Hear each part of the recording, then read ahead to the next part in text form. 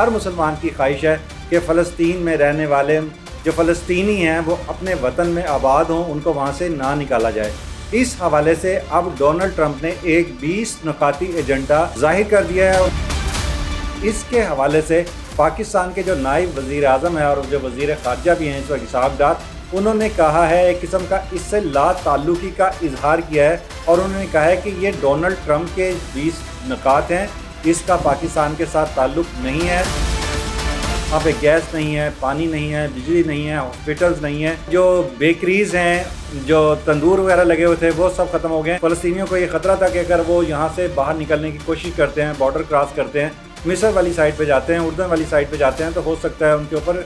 Israeli जहाज़ों से बमबारी की जाए। नाज़रीन, कंट्रोवर्शियल चीज़ शुरू कहाँ से होती है? वो यहाँ से होती है जो उनके नेक्स्ट पॉइंट है। उसमें उन्होंने ये कहा है जब ये जंग बंदी होगी उस दौरान कोई जहाज़ नहीं उड़ेगा। अस्सलाम वालेकुम नाजरीन, आप देख रहे हैं डेली सोशल पाकिस्तान और मैं हूं मशकूर ज़ादी। नाजरीन, इस वक्त डोनाल्ड ट्रंप पूरी कोशिश कर रहे हैं कि दुनिया में जहां जहां जंगें हो रही हैं उन जंगों को रोका जाए। उनका ये कदम बहुत अच्छा है, उनकी एफ़र्ट बहुत अच्छी है, इसकी तारीफ़ करनी चाहिए क्योंकि पाकिस्तान इंडिया की जंग बंद कराने में, रूस यूक्रेन की जंग बंद कराने में, इसी तरह ईरान और इसराइल की जंग बंद कराने में भी डोनाल्ड ट्रंप ने अहम किरदार अदा किया था। और अब आखिरी फाइनल राउंड जो खेलने जा रहे हैं उनकी कोशिश ये है कि फ़लस्तीन और इसराइल की जो जंग हो रही है इसका भी ख़ात्मा हो। आप जानते हैं कि पूरी दुनिया की नज़रें ख़ास तौर पे आलम इस्लाम की जो धड़कनें हैं वो बैतुल मक़दस के साथ जुड़ी हुई हैं और हर मुसलमान की ख्वाहिश है कि फ़लस्तीन में रहने वाले जो फ़लस्तीनी हैं वो अपने वतन में आबाद हों, उनको वहाँ से ना निकाला जाए। इस हवाले से अब डोनाल्ड ट्रंप ने एक 20 नुकाती एजेंडा जाहिर कर दिया है, उन्होंने उसको पब्लिक कर दिया है। 8 मुल्कों की मदद से ये ड्राफ्ट तैयार किया गया। इतवार को ये ड्राफ्ट मुकम्मल हुआ और सोमवार को ये पब्लिक हुआ। मगर सबसे ज़्यादा हैरानी की बात यह है कि इसके हवाले से पाकिस्तान के जो नायब वज़ीर आज़म है और जो वज़ीर ख़ारजा भी हैं इस वक्त इसहाक़ डार, उन्होंने कहा है एक किस्म का इससे ला ताल्लुकी का इजहार किया है और उन्होंने कहा है कि ये डोनाल्ड ट्रंप के 20 नुकात हैं, इसका पाकिस्तान के साथ ताल्लुक़ नहीं है, हम इसको ना ऑन करते हैं ना डिस ऑन करते हैं। मगर उन्होंने इन 20 पॉइंट का तज़किरा नहीं किया। ये 20 पॉइंट क्या हैं, क्योंकि अब ये पब्लिक हो गए हैं, इंटरनेट पे हर जगह अवेलेबल हैं, इस पर हम आसानी से बात कर सकते हैं। इसमें सबसे पहली बात बहुत अच्छी है, उसमें ये कहा गया है कि गज़ा में इससे जंग का ख़ात्मा होगा, जंग बंदी होगी, वहाँ पे गज़ा के लोगों को दोबारा आबाद किया जाएगा, वहाँ पर फ़लस्तीनी दोबारा रह सकेंगे। ये बात यकीनन हर दर्द दिल रखने वाले, खा वो मुस्लिम हो या गैर मुस्लिम, फ़लस्तीनी हो या गैर फ़लस्तीनी, उसको ये काबिल कबूल है। दूसरी बात उन्होंने एक पॉइंट रखा है, उन्होंने कहा कि इसमें से जो फ़लस्तीनी यहाँ पर रहना चाहेगा वो यहाँ पर रहेगा और अगर कोई, क्योंकि फ़लस्तीनियों को ये ख़तरा था कि अगर वो यहाँ से बाहर निकलने की कोशिश करते हैं, बॉर्डर क्रॉस करते हैं, मिस्र वाली साइड पे जाते हैं, उर्दन वाली साइड पे जाते हैं, तो हो सकता है उनके ऊपर इसराइली जहाज़ों से बमबारी की जाए। तो उन्होंने इसकी भी सिक्योरिटी दी। उन्होंने कहा कि अगर कोई फ़लस्तीन का ये इलाका गज़ा छोड़कर दूसरे इलाके में जाना चाहेगा, उसके जानो माल की हिफाजत यकीनी बनाई जाएगी। ये भी सबको काबिल कबूल है। इसके बाद गज़ा की जो बम्बार्डमेंट के तहत तबाही हो गई है, जो इंफ्रास्ट्रक्चर उसका तबाह हो गया है, वहाँ पे गैस नहीं है, पानी नहीं है, बिजली नहीं है, हॉस्पिटल्स नहीं है, जो बेकरीज़ हैं, जो तंदूर वगैरह लगे हुए थे वो सब ख़त्म हो गए। तो इसके हवाले से भी डोनाल्ड ट्रंप ने अपने पॉइंट में लिखा है कि ये फर्स्ट प्रायोरिटी में ये होगा कि जब कैदियों का तबादला हो जाएगा और वहाँ से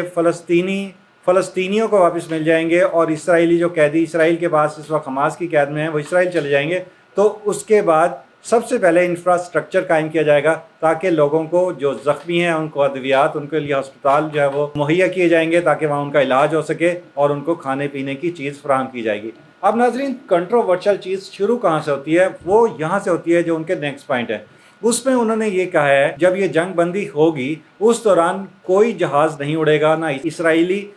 हमास के ऊपर हमला करेंगे और ना हमास वाले इसराइलियों को टारगेट करेंगे। यानी उस दौरान मुकम्मल जंग बंदी होगी ताकि पीसफुली ये लोग जो एक दूसरे के पास यरगमाल हैं, कैदी हैं, उसमें मर्द भी हैं, ख़वातीन भी हैं, बच्चे भी हैं। इसमें 250 कैदी वो हैं जो इस जंग से पहले जो अभी गज़ा में शुरू हुई है, बहुत कोई 2 साल से कैद है, कोई 5 साल से, कोई 10 साल से, कोई 15 साल से, वो 250 कैदी वो हैं। इसके अलावा 1700 कैदी वो हैं کہ جب حماس نے حملہ کیا تھا اور اس کے بعد پھر اسرائیل نے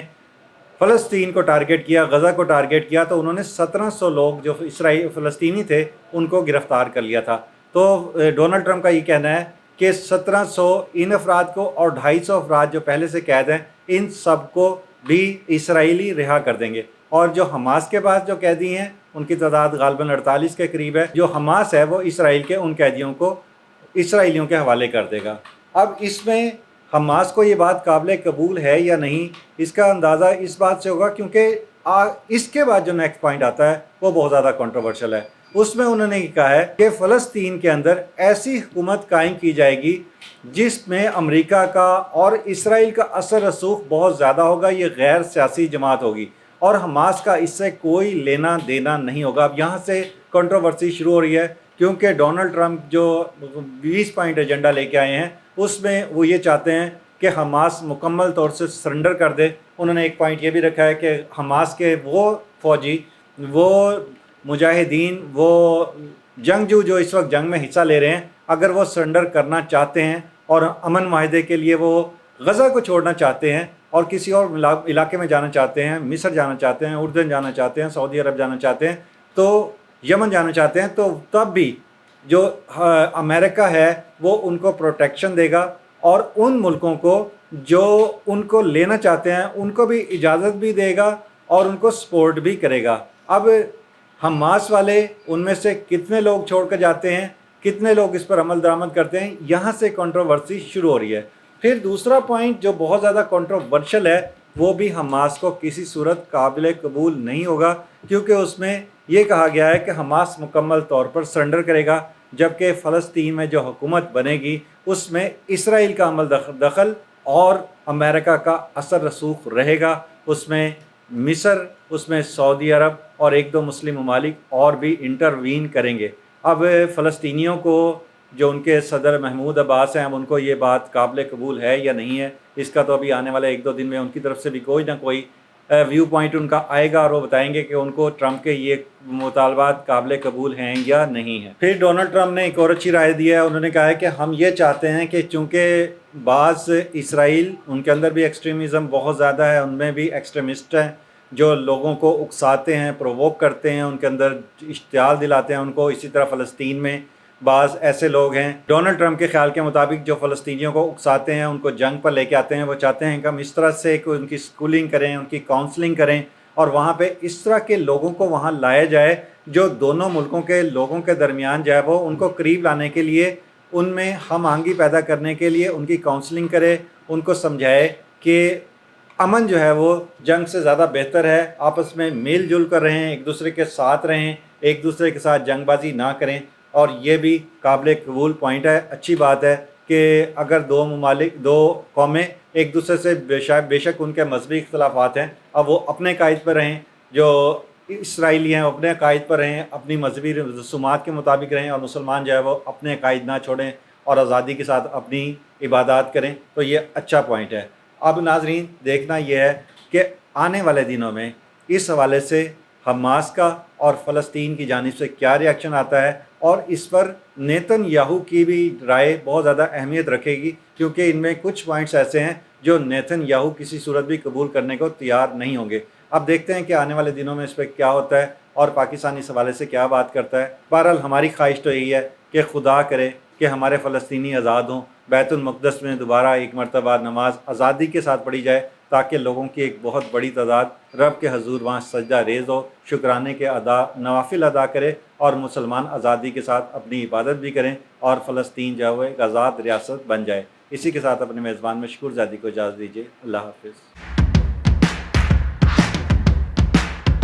ناظرین گرامی، قبل آپ سے ایک گزارش ہے کہ ہمارے چینل کو سبسکرائب کر لیں۔